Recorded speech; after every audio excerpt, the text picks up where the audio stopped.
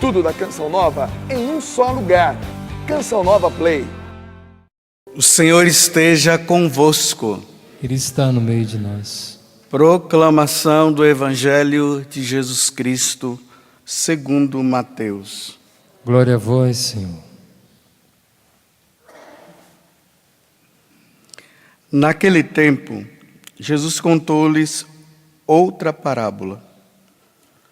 O reino dos céus é como uma semente de mostarda que um homem pega e semeia no campo. Embora ela seja a menor de todas as sementes, quando cresce, fica maior do que as outras plantas e torna-se uma árvore, de modo que os pássaros vêm e fazem ninhos em seus ramos. E Jesus contou-lhes ainda uma outra parábola. O reino dos céus é como o fermento, que uma mulher pega e mistura com 3 porções de farinha, até que tudo fique fermentado. Tudo isso Jesus falava em parábolas às multidões. Nada lhes falava sem usar parábolas, para se cumprir o que foi dito pelo profeta: abrirei a boca para falar em parábolas. Vou proclamar coisas escondidas desde a criação do mundo. Palavra da salvação. Glória a vós, Senhor.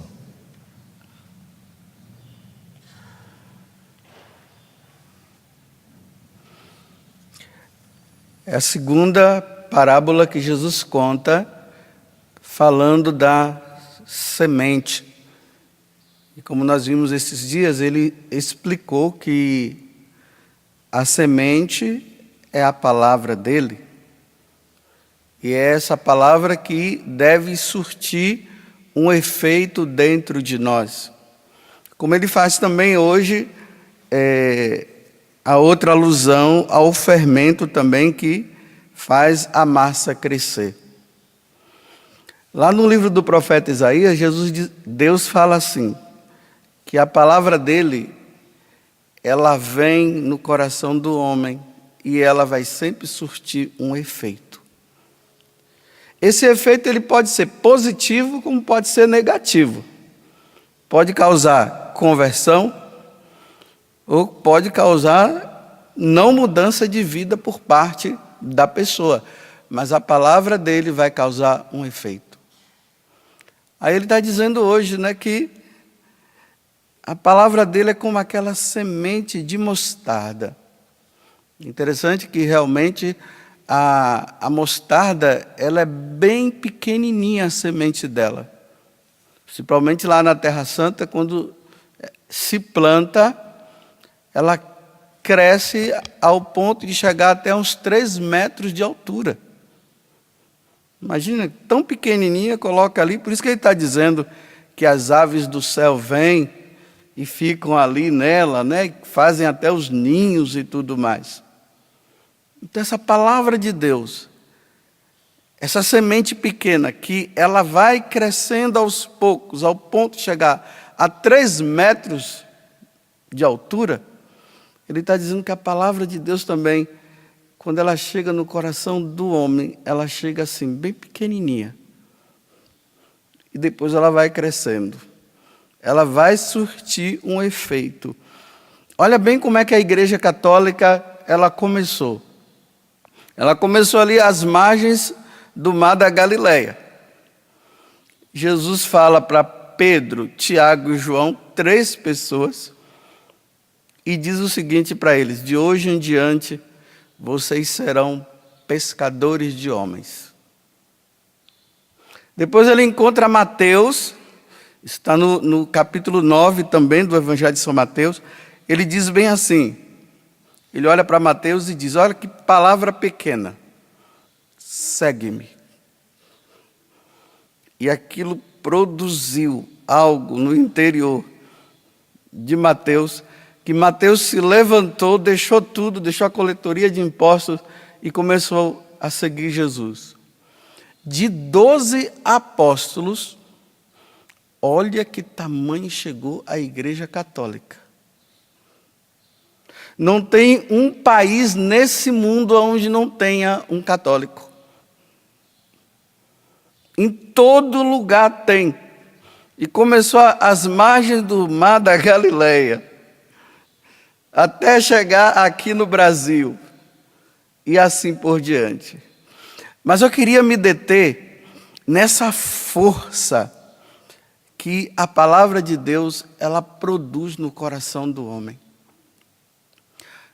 Às vezes pode ser que você esteja rezando por alguém que não quer saber de Deus, que vive afastado. E muitas vezes você tem observado que a impressão que dá é que essa pessoa cada vez mais, ela está entrando mais no mundo. E talvez até ela nunca vai voltar para Deus. Mas eu vou dizer uma coisa para você. A palavra de Deus, ela produz o fruto necessário no tempo devido. Aquela palavra que é semeada, ela está produzindo, ela está crescendo, ela está se desenvolvendo no coração daquela pessoa, mesmo que você não veja. Claro, eu vou colocar o pé no chão também, né? Como eu falei no início, às vezes pode ser que a pessoa ela não se abra. Mas tem aqueles que se abrem. Veja só, amanhã vai ser o dia de a igreja vai comemorar a memória de Santo Inácio de Loyola. Santo Inácio de Loyola, quando ele sentiu esse chamado de Deus, né? E ele já estava com aquela intenção, porque Deus já tinha colocado no coração dele, de ele formar uma companhia que ele daria até o nome de Companhia de Jesus, porque ele era militar.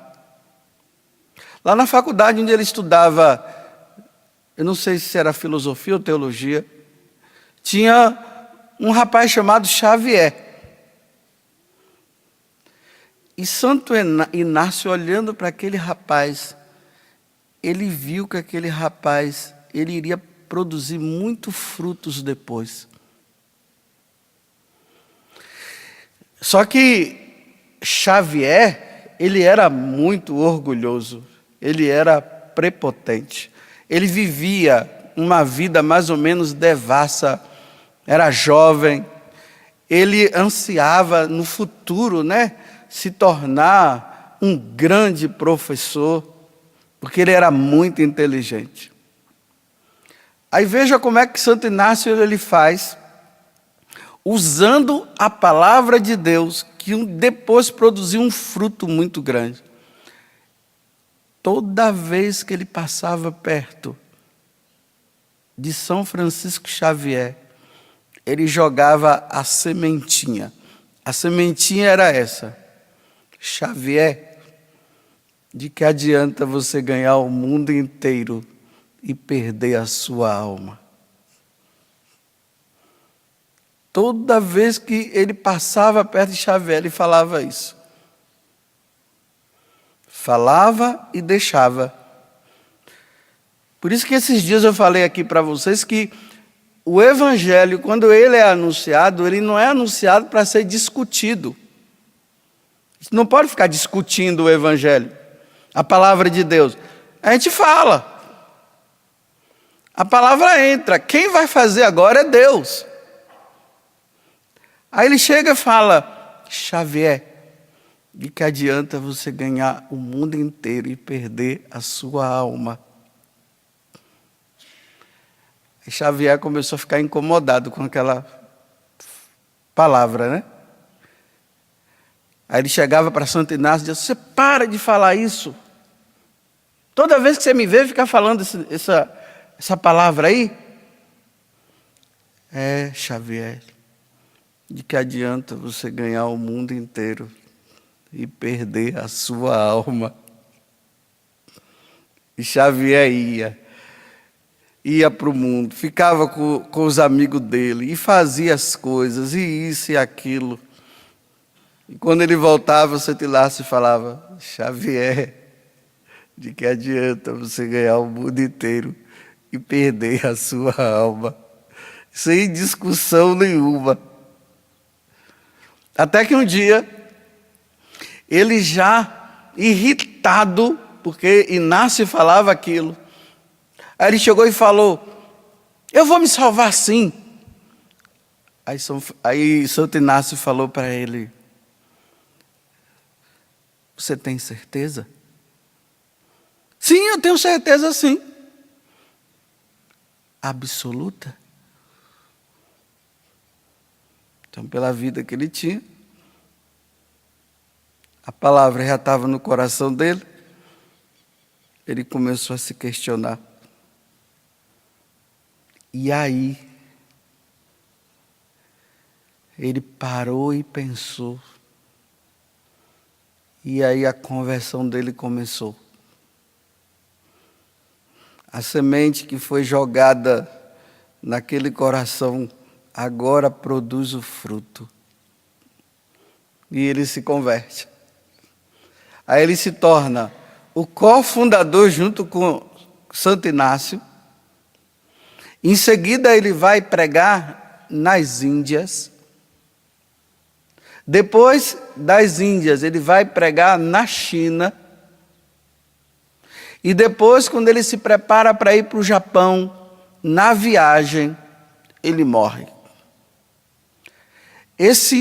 Essa força da palavra, ela produziu como se fosse uma bomba atômica no coração desse homem, que esse homem batizou, se fala na história, né, mais de 20 mil pessoas. Ele batizou muita gente, muitas pessoas se converteram por causa daquela palavra que foi semeada no coração. Eu acho interessante que quando eu faço alguma homilia, que alguém diz assim: eu não gostei do que esse padre falou, aí eu me alegro. Eu não me alegro com aquelas pessoas que dizem assim: nossa, foi muito boa, eu gostei bastante. Não está produzindo fruto nenhum naquela pessoa, porque se ela está gostando, é porque ela já é uma pessoa convertida, já está com Deus, está caminhando. Mas quando aquela pessoa diz assim: eu não gostei, a palavra entrou. Aí acontece aquilo que está na carta aos Hebreus, que a palavra de Deus ela entra como uma faca, que tem os dois lados que corta. Aí ela entra e ela faz assim, ó, dá aquela voltinha.